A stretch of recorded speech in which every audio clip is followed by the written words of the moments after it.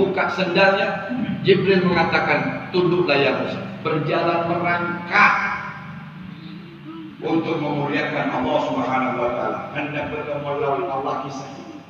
Lalu diperlihatkan oleh Allah, yang Allah perlihatkan bukan zat satu cahaya yang besar. Allah perlihatkan kepada gunung, ya Musa, jika gunung itu tetap pada tempatnya, maka engkau niscaya bisa melihatku. Tapi jika gunung itu hancur, engkau tak akan pernah mampu. Artinya, kalau gunungan dari batu saja itu tak sanggup melihat cahaya Allah, apalagi engkau. Kira-kira paham? Ya. Paham? Ujung-ujungnya jelaslah. Ayo berikan dia. Lihatlah nur diperlihatkan kepada gunung Tursina. Apa yang terjadi? Gunung Tursina kemudian bergerak, bergetar hebat, gempa dan hancur berantakan. Meledak itu gunung.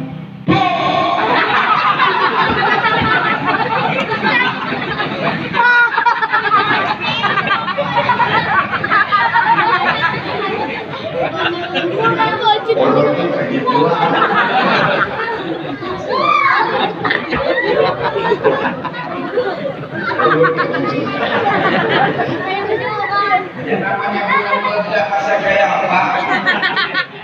Gunung meledak dunia.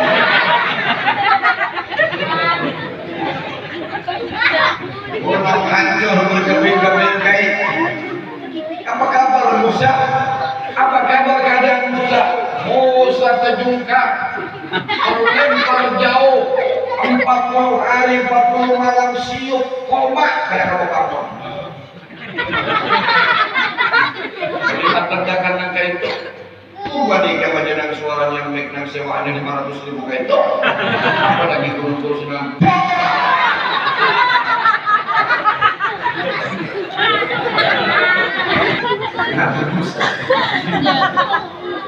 Pingsan, pingsan. Melihat begitu sedang berbukan Allah, cahaya Allah diperlihatkan ke gunung Nabi Musa Nabi Idris sudah, Nabi Musa sudah. Karena bertahan. Giliran satu orang diberangkatkan oleh Allah. Subhanalladzi asra bi 'abdihi lailan. Maha suci Allah Subhanahu wa taala yang telah memberangkatkan seorang hamba-Nya zahiran wa batinan. Diberangkatkan oleh Allah zahir dan batin, bukan mimpi, bukan ru'yah, bukan khayalan, bukan halusinasi.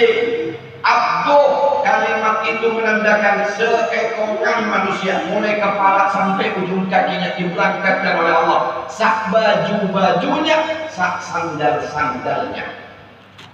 Silakan jelas. Nabi Musa mau ke gunung Tursina, malaikat bilang, copot sandal. Pian, jangankan ke gunung Tursina, masuk WC bisa. Sandal harap dilepas. Oh, ya Allah, hinanya kita sampai di WC aja sandal harus dicopot. Maka sunnah Nabi itu kalau ke WC pakai ya bujur. Sunnahnya kita masuk kamar mandi beralaskan kaki, bertutukan kepala. Itu sunnah. Kita kada mau masuk WC ditulis duluan sandal harap dilepas. Ini menyalahi sunnah. Sediakanlah senang untuk kamar mandi dalam.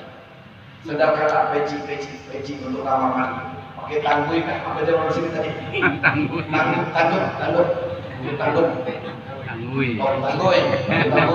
Supaya kita ikuti sini.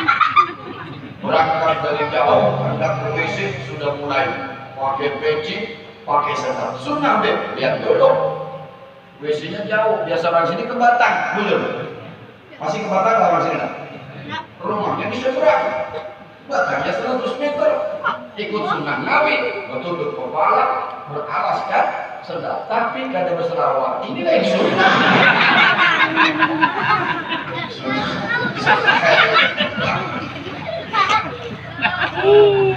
Gimana sunnahnya tutup kepalanya, pakai sandal tidak selawat? Itu keberadaan tidur mesti ya Allah ya Rabbi. Mudah-mudahan kita diberkati oleh Allah SWT. Nabi diangkat oleh Allah, diangkat oleh Allah sampai ke Sidratil Muntaha.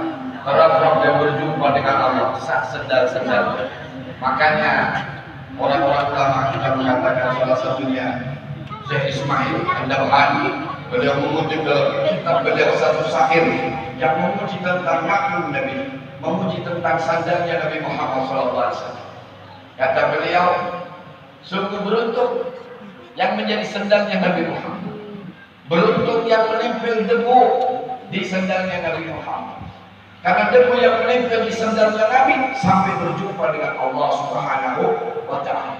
Lebih beruntung lagi orang-orang yang menjadi dzurriyyahnya Nabi Muhammad SAW. Mereka para habaib, mereka para syaraif, itu adalah orang-orang yang luar biasa, yang dibawa semua oleh Nabi Muhammad saat perjalanan Mi'raj berjumpa dengan Allah Subhanahu wa Ta'ala.